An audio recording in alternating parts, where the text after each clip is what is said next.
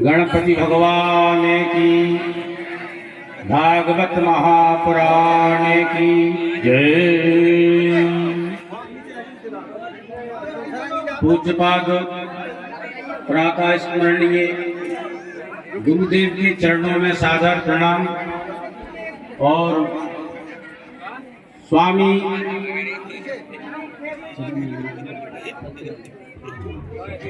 जी चिदानंद जी महाराज के चरणों में सादर प्रणाम। व्यास आदि पर विराजमान व्यास जी के चरणों का वंदन करते हुए हमारे इस कार्यक्रम के पूज्यपाद आचार्य जी महाराज के चरणों में प्रणाम करते हुए इस आयोजन में समस्त उपस्थित ब्राह्मण बंधुओं के चरणों में प्रणाम करते हुए एवं समस्त भक्त मंडली को नमो नमः। इस समिति का प्रारंभ पूज्यपाद दिवाकर शास्त्री जी दद्दा जी के कार्यक्रम से प्रेरणा मिली इस कार्यक्रम को प्रारंभ करने की। जो विश्व विख्यात दद्दा जी का जो कार्यक्रम शिवलिंग का होता था उसको देख करके मन में प्रेरणा हुई कि इस आयोजन को हम प्रारंभ करें और उसमें जो व्यवस्थाएं थी उनको भी अवलोकन किया। उसमें भक्त लोग उनका तो विश्व रिकॉर्ड भी है। ये अभी वर्तमान में विश्व में इतने शिवलिंगों का निर्माण कहीं भी नहीं हुआ है। इंदौर के उनके कार्यक्रम में 26 करोड़ शिवलिंगों का निर्माण हुआ था 7 दिवसों में। तो उन्हीं के कार्यक्रम से प्रेरणा ली और उसमें भी कुछ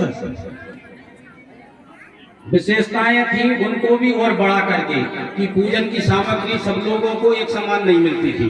जो व्यक्ति अपने घर से जो सामग्री ले जाता था वही सामग्री चढ़ाने को मिलती थी और पूजन व्यास आदि से पूरे मंत्र बोले जाते थे तो सामग्री के अभाव में मन थोड़ा सा खिन्न रहता था।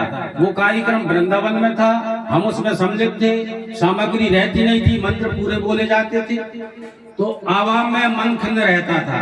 अभिषेक के लिए श्रृंगी भी नहीं दी जाती थी और अभिषेक भी पूरी रुद्री के द्वारा नहीं होता था। तो हमने उन व्यवस्थाओं को इसमें बढ़ाया। अब उपस्थिति व्यवस्था की बनाने के लिए हमारे मन में एक संकल्प और आया कि इस कलिकाल में धन कमाने के आयोजन ही प्राय सभी जगह हो रहे हैं कि धन किस प्रकार से आए, लेकिन धर्म बगैर धन के भी नहीं होता। अब हमको सनातन धर्म की और वेद की मर्यादा को रखते हुए आयोजन को करना था। अब वेद की मर्यादा की धन की आवश्यकता तो हो लेकिन मर्यादा के अंदर हो, लालसा लोभ ना हो।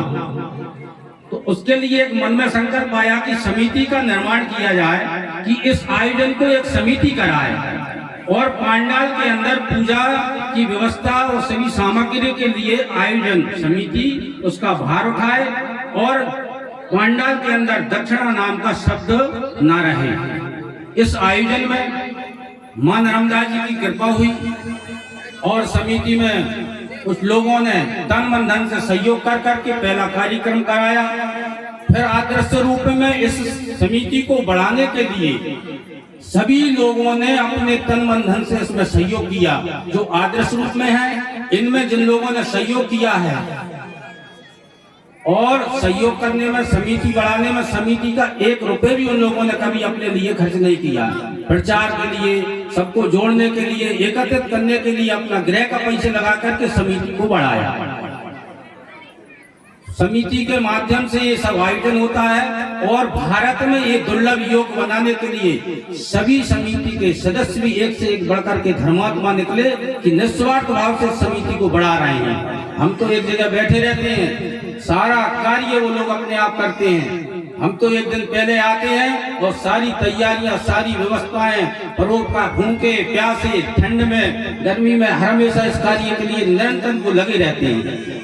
ऐसी समिति के लिए हम आप लोगों से अनुरोध करेंगे कि आप यहाँ पूजन करते हुए उनके लिए भी आशीर्वाद दें, और वे आपके आशीर्वाद की ही कामना करते हैं। वो बड़े खुश होते हैं कि उन्होंने ये आयोजन किया और आप लोग सम्मिलित हो उसमें। और एक उद्देश्य हमने ही उन पर बनाया कि आप कभी किसी से बाहर से सहयोग नहीं मांगेंगे, जिसको सहयोग करना है वो समिति में आकर दे। हमारा उद्देश्य उसमें ये है कि बाहर से जब चढ़ावा चढ़ता है तो लोगों के लिए भावना आती है कि हमारी चढ़ोतरी के लिए उन्होंने आयोजन किया है। अब आपकी भावना को ठेस ना पहुंचे, उसमें हमने एक सुधार किया कि अगर आप लोगों के मन में कुछ दान करने की इच्छा है तो आप वो दान समिति को दें। उसमें नाना प्रकार की सामग्री भी है, परात भी दे सकते हैं, श्रृंगी दे सकते हैं, पूजन की थाली दे सकते हैं, लोटा दे सकते हैं। ये दान करने से ये आयोजन हमेशा सतत चलता रहता है और सतत चलता रहेगा। भगवान शिव शंकर की, उमा नारदा जी की कृपा होगी। और अन्नदान भी, द्रव्यदान भी, जो भी देना है हम आपसे अनुरोध ये करेंगे कि समिति में देंगे तो वो आपका दान समुचित व्यवस्थाओं में लगेगा।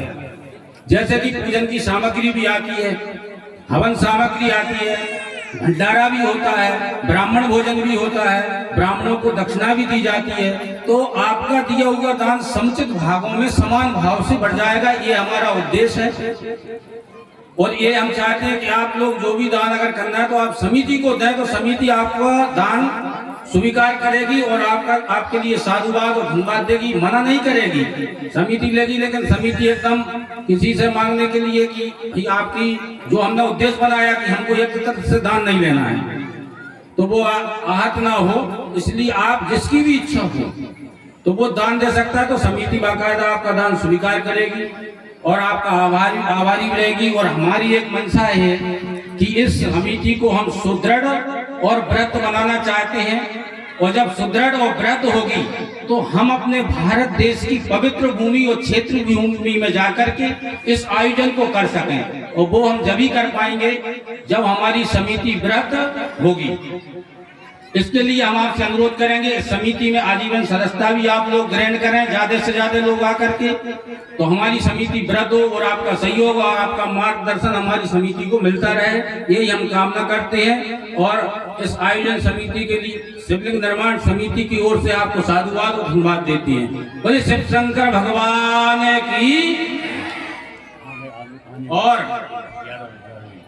अभी हमको ये सूचना आई है कि भटगांव से गुप्त दान में 51 श्रृंगी शिव अभिषेक के लिए प्रदान की गई हैं, समिति के लिए भेंट की गई हैं। 51 श्रृंगी जो अभिषेक जिनसे होता है, उन्होंने देखा होगा कि यहाँ श्रृंगी की आवश्यकता है, तो 51 श्रृंगी भटगांव से गुप्त दान के रूप में प्राप्त हुई हैं।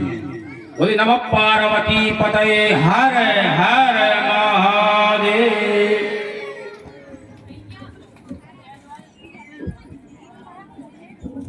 आचार्य जी से एक निवेदन करूंगा कि कुछ भूलवश